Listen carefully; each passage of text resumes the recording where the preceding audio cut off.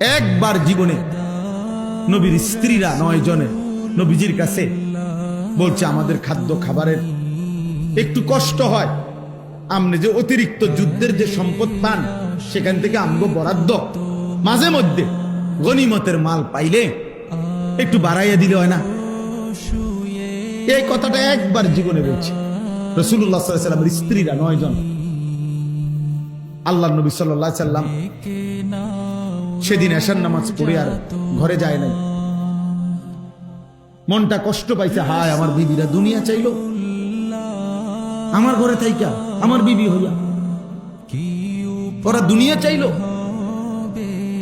তো মন খারাপ করে যখন তিনি মসজিদে বসে আছেন, এশার নামাজের উপরে ঘরে যাচ্ছে না হুজরায়, তো আল্লাহ তাআলা বলছে, বন্ধু, ইয়া আইয়ুহান নাবিয়্যু কুল লিআজওয়াজিকা ইন কুনতুন্না তুরিদনাল হায়াতাদ দুনিয়া ওয়া যিনাতাহা ফাতাআলাইনা উমাত্তিউকুন্না ওয়া উসাররিহুকুন্না সারাহান জামিলা। আপনি যান, ঘরে যান, মন খারাপ করেন না। আপনার বিবিদেরকে গিয়ে বলেন, হে বিবিরা, যদি তোমরা দুনিয়া চাও, সম্পদ চাও, তো যা লাগবে, যা কিছু ফার্নিচার, আসবাব, গহনা, কসমেটিক্স যা লাগবে বলো, আমি সব তোমাদেরকে দিয়ে দেব, এক শর্তে, শুধু আমি রাসূলের স্ত্রী এটা ছেড়ে দিতে হবে। বুঝেন নাই? মুহাম্মদের স্ত্রী থাকতে পারবা না, আমার থেকে তালাক নিয়ে নিতে হইবে, এরপরে যা বলো সব দেব, সব দেব। وَإِن كُنتُنَّ تُرِيدْنَ اللَّهَ وَرَسُولَهُ وَالدَّارَ الْآخِرَةَ فَإِنَّ اللَّهَ أَعَدَّ لِلْمُحْسِنَاتِ مِنكُنَّ أَجْرًا عَظِيمًا। আর যদি আল্লাহকে চাও, রাসূলকে চাও, আখিরাতকে চাও, তো এখন নিয়মিত নেক আমল করতে হবে, মুহসিনাত হইতে হবে, মানে নেককার নারী হইতে হবে। তাহলে আমি আল্লাহ ওয়াদা দিলাম, সর্বশ্রেষ্ঠ বিনিময় জান্নাত দিয়ে দেব। সিদ্ধান্ত নাও, দুনিয়া চাইলে রাসূল ছেড়ে দাও, আল্লাহ রাসূল আখিরাত চাইলে দুনিয়া ছেড়ে।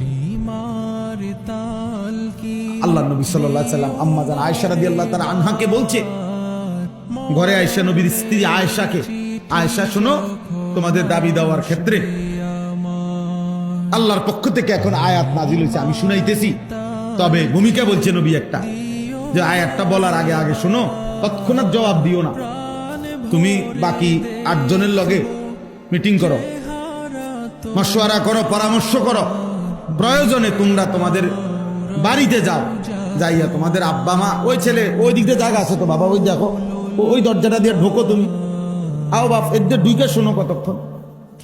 তো দেখেন নবীজি ভূমিকা কয় যে তোমাকে আব্বা মার লগে দরকার হলে গিয়া কি করো, বুঝ কইরো, পরামর্শ কইরো, তোমরা মিটিং করো। তো এরপর উত্তর দিলে চলবে, নগদ উত্তর দিও না। আয়েশা রাদিয়াল্লাহু তাআলা আনহা বুঝছে ঘটনা ভালো না, উনি আর বুঝুন তো, যা বুঝার বুঝাই লাইছে যে লক্ষণ ভালো না, যে এমনি বুঝাইতে আছে। তো বলতেছি, ইয়া রাসূলুল্লাহ, কারে কারে জিগামু এটা পরে, আগে আয়াত বলেন, মানে আল্লাহ কি নাজিল করছে এইটা না আগে কইবে, পরামর্শ তো কার লগে করবে সেটা আমি বুঝুন, আপনি আগে বলেন কি ঘটনা, কি আয়াত না কইবেন আগে।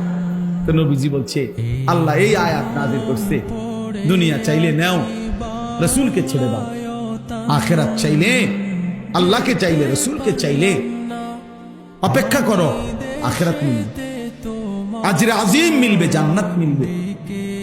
আম্মা জান আয়েশা রাদিয়াল্লাহু তাআলা আনহা বলেন, আল্লাহর কসম ইয়া রাসূলুল্লাহ, কাউকে জিজ্ঞেস করতে হবে না, বাকিদের লগো পরামর্শের দরকার নাই, মা বাবার পরামর্শ দরকার নাই। যদি আপনাকে হারাইতে হয়, দুনিয়া যদি আমি 100বারও পাই, আমি এমন দুনিয়া চাই, আপনাকে হারিয়ে, আপনার মতো স্বামীকে হারিয়ে এই দুনিয়া আমি 100বার দিলেও নেব।